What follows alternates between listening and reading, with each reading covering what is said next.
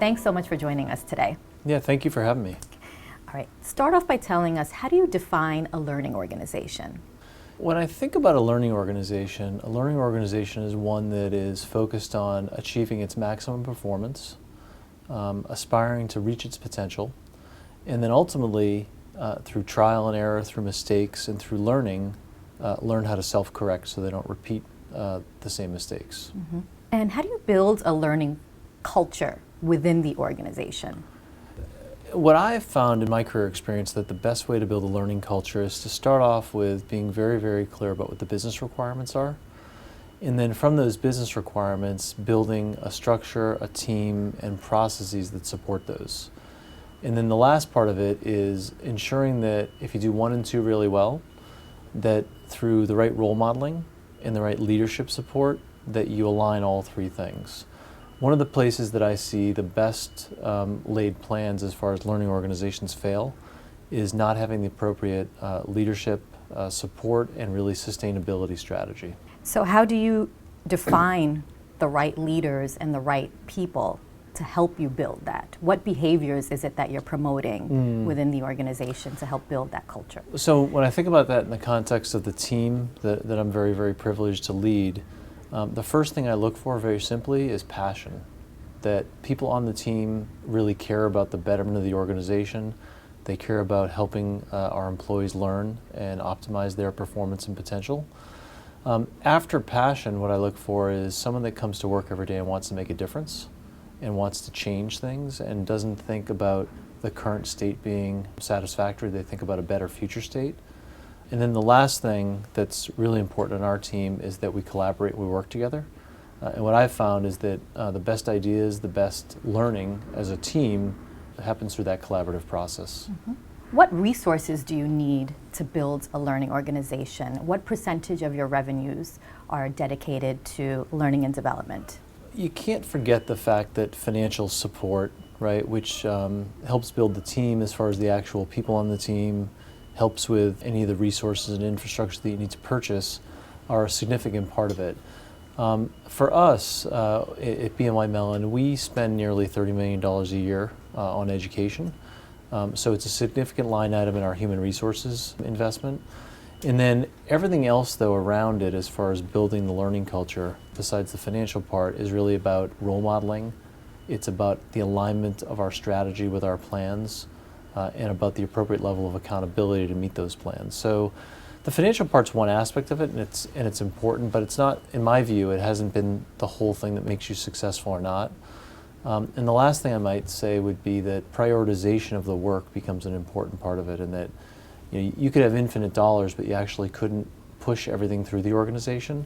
So prioritization that allows you to then really bring through different behavior changes, different skills enhancements to the organization is what's important. And how do you develop learning plans for the individual, for teams, and for the organization as a whole? And how do you develop competency models around that?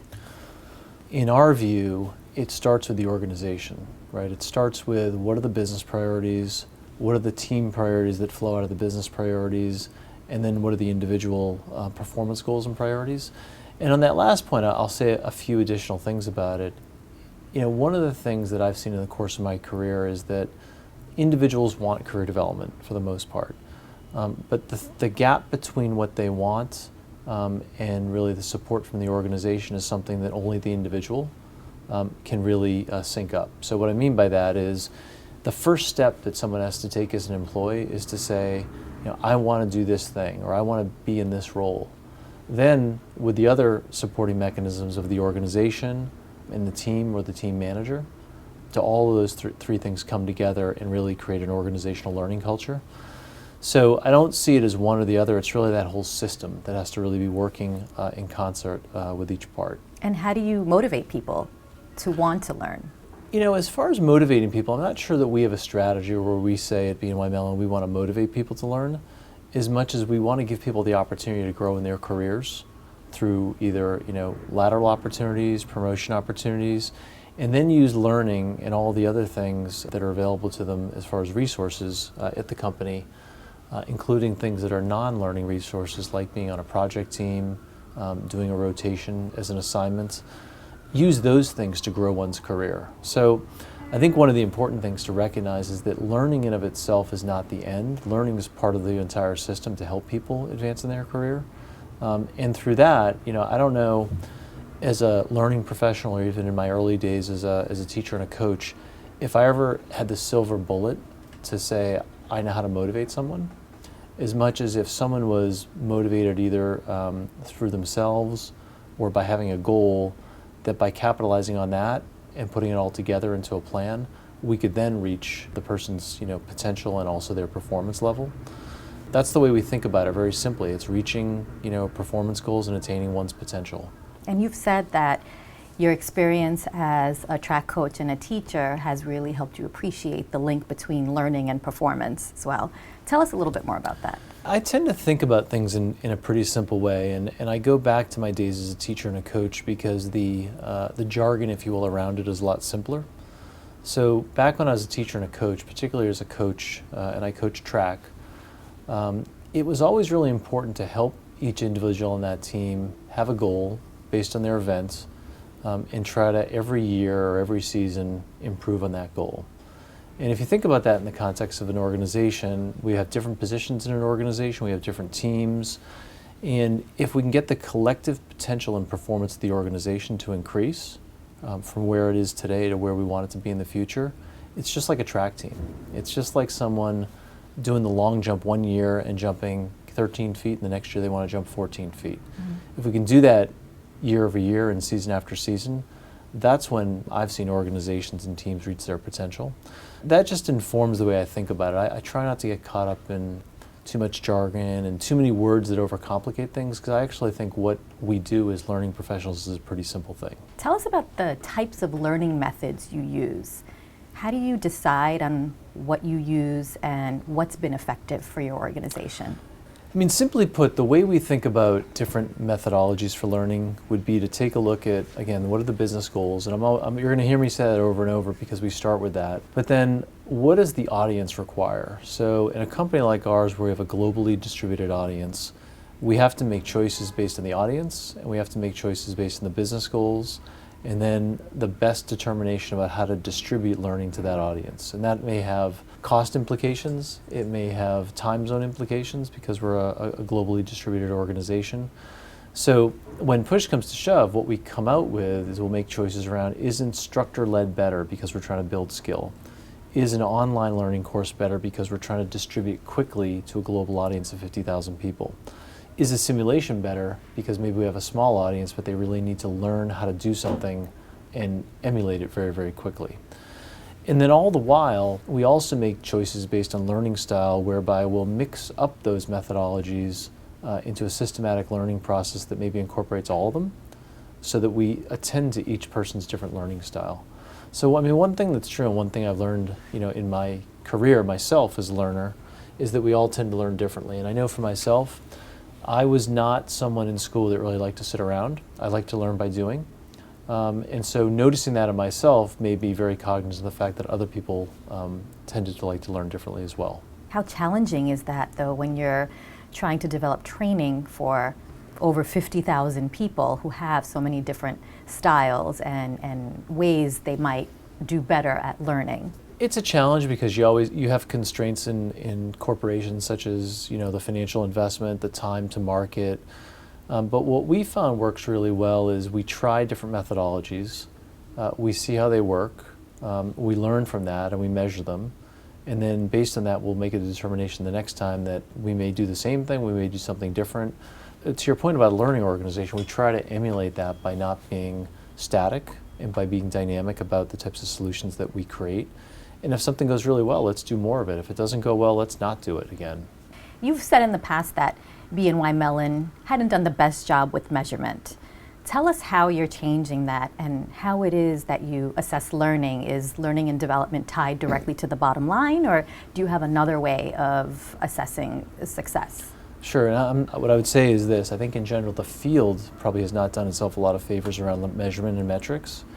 And it's not different than a lot of fields that have been burgeoning and tried to credentialize themselves and become more professional over time.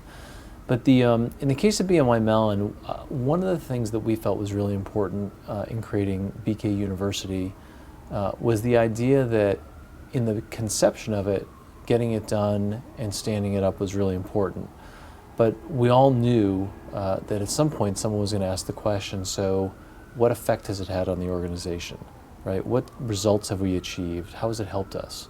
So the way we thought about that was to think longitudinally over a long period of time, and we built a 2-year roadmap that would get us to essentially predictive analytics. And the way we did that is we focused on efficiency metrics, effectiveness metrics, and then business outcomes is the third phase, and that business outcomes vis-a-vis predictive analytics. So good news about that is we did it, and we set a plan to do it. The hard part about that is it's a 2-year plan, which started in the beginning of 2014. So to stick with that and be tenacious and not give up on it has been one of the things that's challenging in an ever kind of changing business environment. But I would say the good news is we have an efficiency scorecard that measures everything operational for us, including our financials, every month. It's a dynamic scorecard so that we can cut things so that our business clients can actually see the data, and it's very visually and data friendly to them. The second thing is we're actually this month coming up, we're going to have our first effectiveness scorecard, which will show correlation to some of our other human capital metrics. So we're using other metrics in the company to correlate things like retention, correlate things like effectiveness of people on the job. And then ultimately the third phase, which we'll be in the second half of this year, is really to correlate that to overall business performance. Now, some early markers that have been really positive about this have been some progress we've made in our employee engagement survey. And to the early part of your question, it goes really to focusing on business outcomes, prioritization of the initiatives and the things that are important to the firm, and then tying those important things to measurement. So in the cases of things like building a risk culture, leadership management development, we've seen significant gains in things like our employee engagement survey year over year that tell us we're heading in the right direction. Now, having said that, I mean, I'm not one to rest on my laurels, so we have more progress to make. But the good news is we have a baseline set of measures for the first time ever at BNY Mellon that go back to 2014, and now we can continuously and regularly month over month measure our progress. And you were charged with overhauling BNY Mellon's training and development programs. Tell us about some of the challenges the program was facing. Yeah, so back in June of 2013, I had the good fortune to be asked to unite and centralize learning at BNY Mellon. And I say it that way because it really was a great opportunity, and I think it had challenges, as you mentioned in the question. But what I would say is that we had run learning at the organization with really, really good intentions, with a lot of very committed people in a way that was decentralized and not very well coordinated across the company. And we learned that process really had limits, and that we could probably do it better, optimize things, and I can talk about the specifics of that. But as far as the challenges, I guess I would say it this way. The challenges were really simple. The challenges were change, change, and change. And what I mean by that is it was changing the way that our internal clients interacted with their learning professionals, and changing the way we delivered services so that our clients saw that there was a different and perhaps better way to do things. And then I think the third change that was interesting to me, and I kind of lived through it myself as a learning professional, was the change among our team. In really helping our team believe and support and want to see a different future, and then become part of that process, right? Become part of the solution. And for me, the most gratifying part of all that change has been really seeing the growth and the progress that our team has made. And oftentimes in the last 20 months, I've said that there are days that I don't really feel like a chief learning officer. I feel like a chief change officer, because it's so much a part of my daily focus. But with that said, I wouldn't have it any differently, because it's been a great learning experience personally. I think it's been really, really helpful to the organization to go through change. And I like to think of us as role models within the organization who are learning and teaching in a way that helps the organization grow and be better. Tell us more about what those changes were that you've made. Yeah, so I mean, I guess where I would start at the macro level would be to say that we had 24 decentralized learning teams across the organization. They all had a leader, they all had a team, they all had their own separate budgets and accountabilities and goals. And again, that worked really, really well for a number of years. We took those 24 teams that amounted to around 200 people, we put them into one team, and we organized the team so that it could still meet the needs of the business with regard to the lines of business, our business partner groups, and then really building culture and building excellence in some of our key domain areas like leadership management development, risk and compliance, business development, and other things like our technology learning platform. So doing both of those things was an important part of the change, because what we didn't want to do is homogenize to the point where we felt like we lost something. But we also wanted to get the benefits of scale and the benefits of culture building by doing certain things the same way. Another example I would give you would be that we used to have about 9,000 programs in the organization. They emanated from this decentralized structure. What I learned is that we had about 10 flavors of everything, and that was good in some respects, but it was bad in others. Today I'm very pleased to say that we have 750 programs that are part of the university. We've reduced and simplified dramatically, and the consequence of that that's positive is that our user experience for our employees is a lot better. That's the feedback that you've gotten. It is. We've gotten that feedback from our users. We've gotten that feedback both internally and externally. We participated in a benchmarking study by Burson by Deloitte that essentially ranks and rates the corporate university. And in the first year of doing that, we reached level 3 of the maturity levels. And there's 4 levels in the process. So we were pretty happy about that, because we just started this. And we didn't know how good or bad we were doing. But we figured, let's put ourselves out there. Let's see where we stand. And we felt pretty good that we came at level 3, and we're aspiring to get to level 4 this year. Can you talk about what some of your current learning goals are for the organization from a high level? Our learning goals this year, I would say, fall into 4 categories. So the first one is a continued focus, because we are a GSIB, on risk and compliance culture. The second is leadership management. The third is focusing on business development for our client-facing employees. And then the fourth one that I would kind of draw a line and put it underneath it is really on the optimization of our HR and our learning infrastructure, and really ensuring that whether it's financial optimization, infrastructure optimization, or talent optimization, that we're doing all those things in the broad context of HR. What challenges did you face as Chief Learning Officer in putting some of these changes in place? The rate in which we decided to do this by centralizing everything all at once was really good to kind of pull the Band-Aid off at once.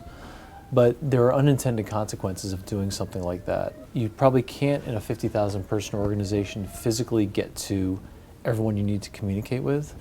And what I found, one of the challenges with that was there were some people that we hadn't either communicated well with, or maybe it hadn't, cascaded down well enough. And when we made changes, we had to deal with that on the back end of those changes. I think the other challenge, I would say, would just be making the amount of change that we made in a short period of time, and then really sort of having the team settle into business as usual. And I think that that's, again, a natural part of change, but at some point, what I really wanted is for our team to feel like we went through the change, we did it together, we rallied, and now we're in business as usual mode. And that I would just say has taken longer than I would have anticipated. Anything that you might have done differently now that you've gone through the process? I would probably try to be more focused on communication, period, right? And ensuring that even if in doubt, who really asked the question, who haven't we talked to? And we probably would have still missed some people, but I think that early upfront part really would have helped basically with some of the challenges that we had. What percentage of your training and development programs are online versus in classroom? We typically run about 60% of our programs online in an asynchronous fashion, and the remaining 40% are either instructor-led or virtually led by an instructor. Has that proven to be a good mix in terms of how people are taking to the learning and understanding what they're doing? Well, it's been good with respect to the fact that we've changed the mix quite a bit in our first year and a half in operation, and we've reduced the amount of instructor-led courses And a lot of that came through the streamlining of going from 9,000 courses down to 750.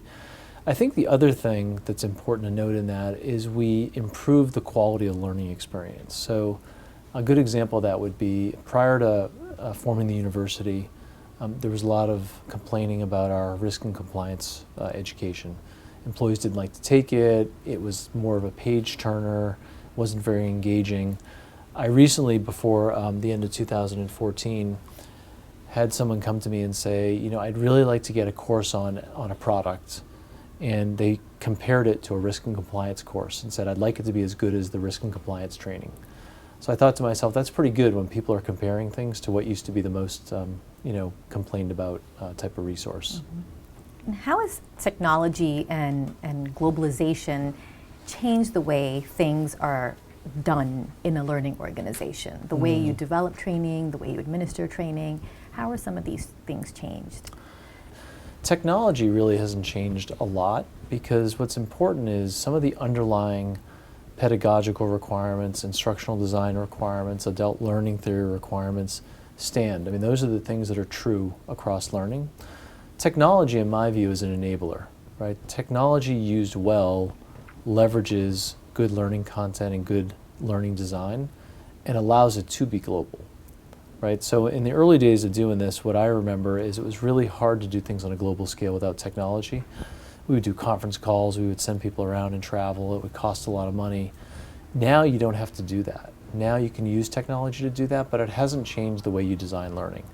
And I tend to think that's one of the things that's a bit of a fallacy in the industry and a bit of a myth that I would suggest we need to go back to some of our roots along the lines of good instructional design methodology to deploy the best learning. Mm-hmm. It doesn't matter whether it's online or in classroom. I'd say it this way, I don't think it's better if it's online or in a classroom. I think the question is choose your distribution method or methods, right? Because you may do something two or three different ways, but ensure that the underlying design and development of the learning is high quality. Now the good news, to really go to part of your question, is that technology has enabled us to scale things faster.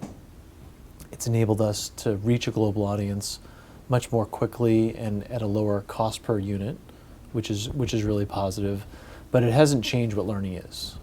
And I think that's just an important thing, especially for the folks that are entering the field, to not substitute technology for good learning design. Mm-hmm. Do you build content in-house, or is content something that you use vendors to help you develop, or is it a combination of both? We do a combination, and the way we sort of divide that line tends to be in two ways. So the very kind of blunt instrument way of doing it is really just capacity. So if we need to gain capacity, we'll use a vendor or a partner, and they'll help us design a course. The other way would just be if we think that something is so institutionally valuable to keep it in-house, we'll direct our own resources to that. So that's why that hybrid model works really well to scale up and scale down. Okay. Can you talk a little bit about the systems and the technology you use to support your training and development programs? Yeah, so we have done a couple things. So one of the philosophies that I believe in and I talk a lot about with our team is we try to think like researchers, and we run experiments. And we tend to run the experiments with small groups of people before we scale something. So learning technology has been a great example of that. So one experiment that we ran last year was to use a simulation platform that was highly scalable, but focused on our leadership management development curriculum so that managers could get immediate feedback on how well they reacted to a situation. That simulation methodology is something we're scaling further across not only leadership management development, but with our business development curriculum this year.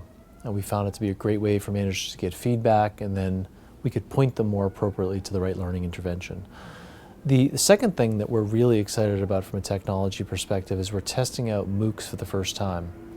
So we're going to integrate a MOOC-based program into our onboarding process for two reasons. One, because it's going to deliver us content from a world-renowned university that we want, and that content will be on financial markets, and we believe everyone in the firm as they onboard should know about that. The second thing that we think is just really compelling about it is that depending on your learning style and depending on your generation, we know we'll be able to really hit a cross-section of those people with a more effective learning methodology. How much of training and learning has to be adapted to the various workforce generations in the workplace. So you have baby boomers, you have Gen X, you have Gen Y. Do you have to be mindful of that when you're developing training programs? We think about learning style first as opposed to generational differences, because what's interesting about generational differences is within each generation you're going to find that people have different learning styles. But to the point of the question, we do find from an adoption perspective that there's an important consideration, which is that people today can go home and they can have a better learning or a better access to learning experience than they can in most companies because of the accessibility of technology, be it an iPhone or an iPad, or just going online and querying something that you want to learn about. So to that end, we're trying to make that gap smaller, and this isn't a BK University goal, this is really a company goal where we want people to come to work every day and have the technology that they log into and that's around them be more like what they do at home. So a good example of that would be, years ago we blocked YouTube and we would block a lot of external sites. We're gradually becoming more progressive in unlocking those things so that when someone who's new out of college comes to work, they don't think we're an overly conservative organization. And that has had really nice benefits for the workforce as they come on board. Can you talk a little bit more about some of the business benefits that you've seen from operating in a learning environment? I'd say a couple things. So one of the biggest benefits that we've seen with the way we've structured learning at BNY Mellon is we are very, very business outcome focused. So for us, the structure of our team and our operating model is all focused on alignment to the business. And if anywhere along the way we feel like we're getting misaligned from the business, we would ask ourselves a question, which is, are we focused on the right things?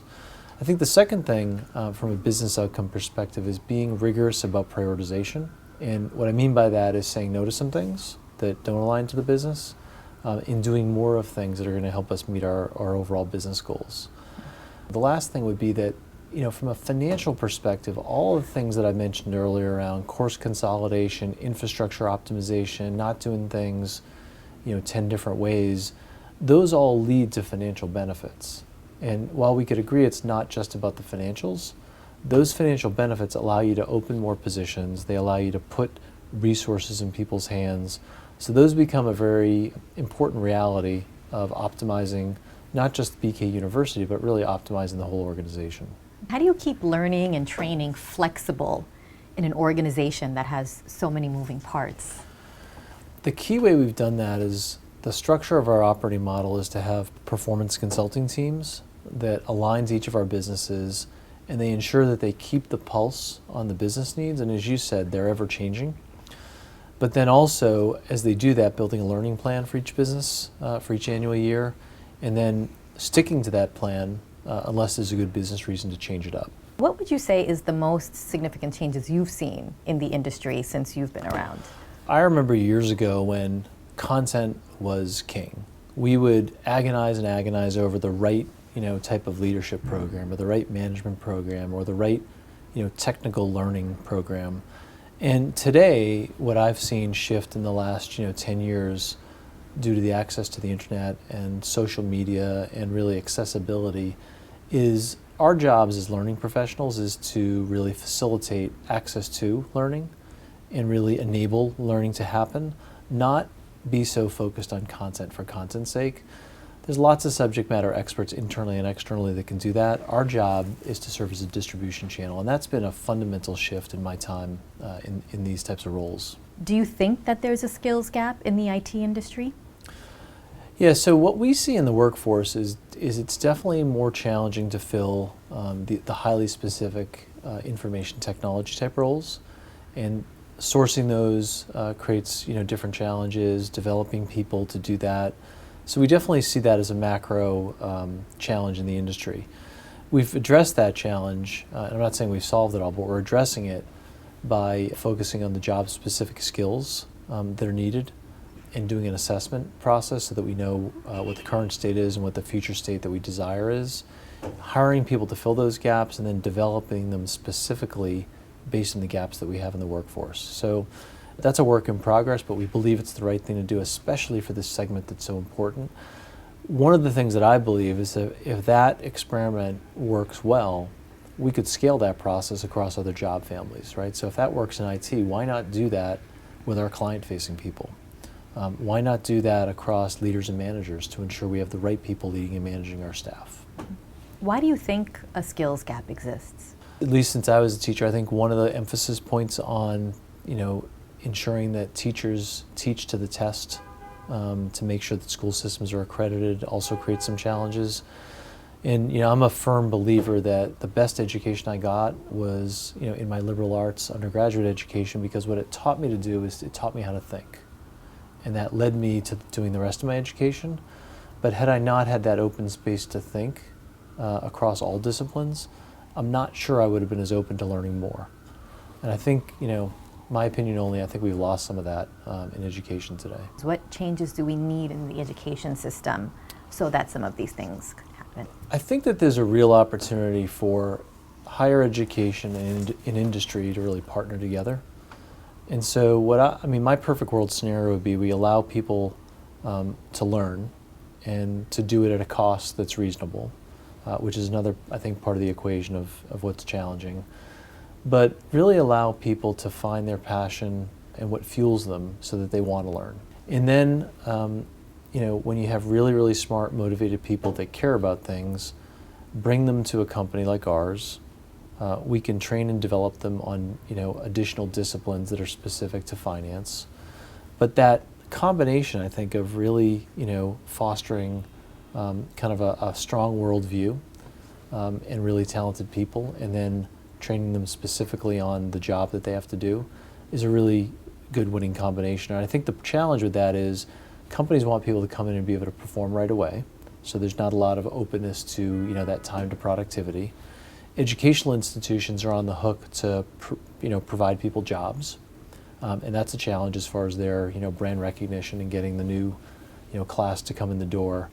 But I see it as a partnership that kind of cuts across and leads to really a continuum whereby both, I think, constituents can win.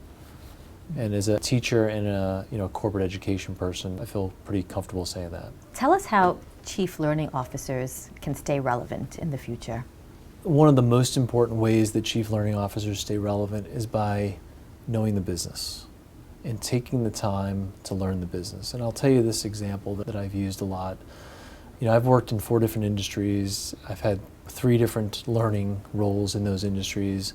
And one of the first stops I always make is to the chief financial officer to understand a very simple thing.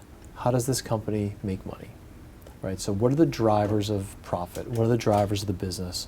Once you understand that and work backwards from it, everything becomes pretty simple as far as, whether it's sales, whether it's marketing, whether it's IT, to your earlier question, understanding what drives the business. I think the second thing, and this is going to sound a little different than the first answer, would just be that for learning professionals to stay relevant, I think they have to walk with a hell of a lot more swagger than they have been walking. What I mean by that is I'm sort of sick of hearing the question around how do I get a seat at the table. For me, the question is, once you have a seat at the table, how do you keep it? How do you earn it? How do you add value? So walk with swagger, because learning professionals are experts at their field, just like a sales professional, just like an IT professional is an expert at their field. We're in the same camp. And so I think that that's the win-win, right, is to help the organization achieve its performance, help the individuals in the organization achieve their potential. As learning professionals, we're part of all of that. And you've also had some interesting jobs early in your career. You were a high school Spanish teacher and a track coach, and you also wore a brown uniform delivering packages for UPS. Tell us a little bit more about these experiences. I love being a teacher and a coach. And I would say that in my heart, of hearts, I'm still a teacher and a coach. And I think about my job today as really kind of the chief teacher and the chief coach of the organization. It's an incredible privilege to be able to do that because it's my passion. My transition to business, I didn't really know what I wanted to do when I started my career. So I became a teacher, really enjoyed that, but then decided I should at least try the business world. And it was more out of curiosity. So when I wore a brown uniform and worked for UPS, what was incredibly valuable about that experience was I did a frontline job and I learned the business really from the ground up. And in doing that, what was important about that is I learned the bottom line of the business. I learned that delivering packages in that business context was the most important thing. So then I moved into management, and what was really, really interesting about that was I also then learned from a different vantage point how important it was to support the people that delivered the packages. And by support, I mean in every sense, whether you were in the sales force, whether you were in an operational call center, everything revolved around that. It was the core competency, and I believe still is, of the business. So that orientation really led me to always value and think about the person closest to the external customer is the most important person in the company. And I've never tried to forget that as much as I've been in a different type of role, in a learning role in my career, or even as I've advanced in my career, that the bottom line thing that happens close to the clients is the most important thing that a company does. Tell us why you decided to build a career in the learning and development industry. Well, it goes back to my choice to become a teacher and a coach right out of college. And the story is really this. I didn't really know what I wanted to do career-wise when I was in school, when I got out of school. What I did know is that teachers and coaches had been really formative in my own development as a person. And I felt like it was a really good place to spend some time and to give back. The other thing about myself is I'm the first person in my family to go to college. So being able to really capitalize on the investment that had been made in me and really extend that to other people was just part of who I was and who I am. So, then by extension, I learned that you could be a teacher and a coach in a corporation, and for me, there just wasn't, another option at that point. After being a teacher, I thought it would be a great opportunity to really teach and also coach executives and really help, folks attain, the performance levels they aspire to. So, it just kind of worked for me and matched my ethos really well, and I couldn't think about doing anything else except maybe teaching again in an academic setting. Tell us how mentors then shaped how you've made some of these decisions in your life, how you decided to build a career in learning and development. I've been very, very fortunate in my life and in my career. Going back to my early days in college, I had a wonderful track coach who was really a true teacher with respect to the fact that he really taught us not just about how to do our events or how to get physically fit, but he really taught us more holistically. And one of the things that I remember he used to do that was just a great practice is he would have us do summer reading for track, if you can believe that. And we would have to get up and give report outs on the books we read and really gather insights that we would leverage into being a member of the track team. So he set the bar high. He encouraged us to be learned people. And I kind of took that away as something that really kind of informed my own approach to being a teacher and a coach. What kind of books do you read today?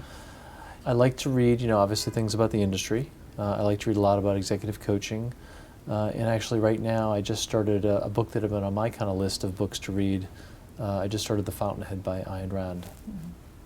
How is it so far? It's been pretty good. I'm about 100 pages into it, but I do have goals along the lines of making sure that I don't just read things for work, that I read some pleasure reading. But I think in this case with this book, it seems like there's a really nice intersection between the two. What would you say has made you successful? It's funny. I don't necessarily think of myself as successful. I just I think about myself as being really happy and fulfilled by what I do. And I guess if success comes with that, then that's a really nice consequence. But I mean, for me, the first thing it starts with is just really being passionate about what I do and really waking up every morning and thinking about how can I make the employees I work with, the company I work for, and the world really a better place. The second thing that's helped me at least get to where I am today is I've never stopped learning. I've always tried to master my craft, and for me, it's that congruence between being a learning professional and being a person who continues to learn and never rests on my laurels. I think the last thing would be that, I just think of myself, again, back to that example of when I was a frontline employee, I think of myself through the eyes of the employee. I often think about, even though I have kind of a really nice office and a big title, I'm just like everyone else. I put my pants on the same way. And I have my own, challenges, and I have my own concerns about things, and I've had, some good success. So I try to just keep it all in perspective, and I think my wife, Lisa, really helps me do that, and she keeps me grounded. I get to be the boss at work, she's the boss at home. She doesn't let me forget that, which is really good. But I think it's those three things. Tell us about what some of your proudest career moments have been. For me, the first thing I would say I'm the most proud of is completing my doctoral dissertation in 2013. I did a little bit later in life. It was part of my own, personal goal to go as far as I could in education, and it was just a wonderfully fulfilling experience. The other thing is that I've had some really good luck in my career. I've had the opportunity to have people join my team, learn how to be a learning professional, and the people that I've done that with that remain learning professionals today and have said, hey, this is the only thing I want to do, much like I did, more than 20 years ago. That's an incredibly fulfilling thing to do. And then the last thing I would say is the work I do in the Boston and New York areas mentoring youth at risk and seeing those students either make the choice to be able to go to college and or graduate from college is something, again, that just makes me think about how important education is. Mm-hmm. What advice would you give somebody who's looking to get into the industry, someone who's looking to become a learning leader? First, start in a business role. And if you don't start in a business role, at least rotate into a business role at some point. So I think having the perspective of what it's like to either be a frontline employee or a first-line manager will pay dividends throughout one's whole career. I know it has for me. I think the other thing is I would encourage people to really get grounded in some of the key foundations of learning. So whether it's learning theory, whether it's adult learning styles, whether it's instructional design, even some of the things you asked about earlier, like learning technology. Learn all of those things, have a point of view about those things, and incorporate those into your beliefs about learning. What do you think makes a good leader?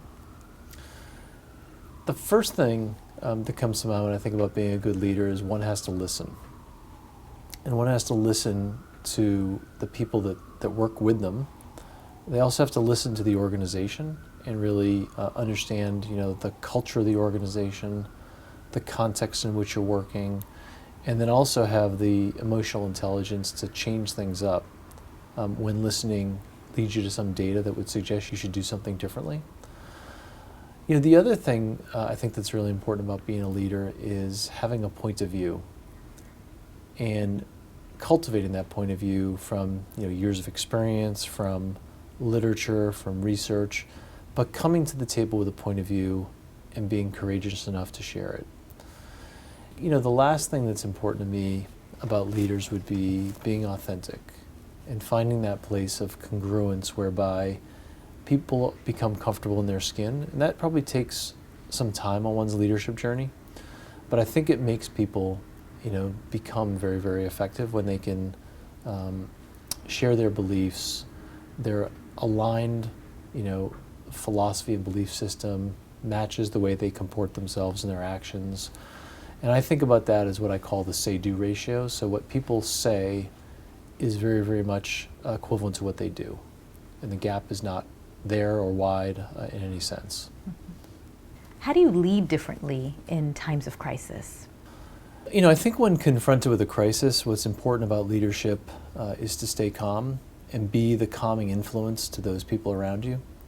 And it entails many of the same things I said earlier around really listening, but probably even listening, to what's not being said, and being cognizant of the environment and ensuring that if you're the go-to person, for a team or a group of people, that you can meet them in the right place so that you can help them. I've had a few situations in my career where I've had to, ensure that, I was taking care of other people during a time of crisis, and I always felt that, becoming, really kind of centered and aware and focused on, other people's needs served me well. And what qualities is it that you look for when you're hiring? I really care about, does someone show up with a really burning passion to do the work and to create change? And they really care about coming into work every day and making a difference. The thing that I've always believed, and I've seen this, is that I can very easily teach people the technical skills they need for a learning job or any other job. The thing I can't teach them as easily is to really care.